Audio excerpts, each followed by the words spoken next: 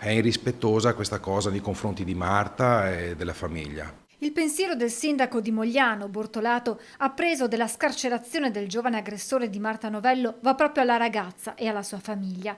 Primo cittadino che poi ricostruisce gli ultimi fatti, sottolineando l'impegno di Comune e ULSS nella vicenda. È arrivata questa ordinanza che chiedeva ad ASL e al Comune di trovare in pochissime ore una struttura specializzata per accogliere il ragazzo. Lo abbiamo fatto un miracolo, in pochissimo tempo abbiamo trovato questa struttura, peccato che il ragazzo è risultato irreperibile. Una notizia arrivata come un fulmine a ciel sereno a Mogliano. Siamo allibiti, il ragazzo è stato scarcerato per scadenza dei termini di custodia e questo ci fa vedere come la giustizia italiana spesso non funzioni.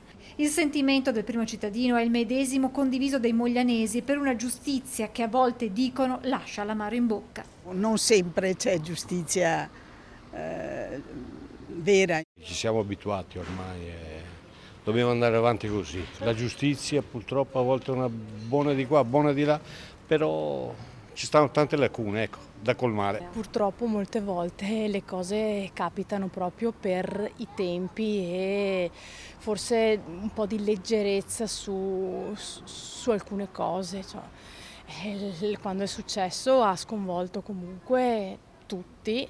Una ferita che qui a Mogliano non si è mai completamente cicatrizzata. È una ferita aperta e soprattutto per chi l'ha subito, insomma il fatto grave per Marta, e il pensiero va a lei, insomma alla sua famiglia, e adesso purtroppo questa ferita si riapre.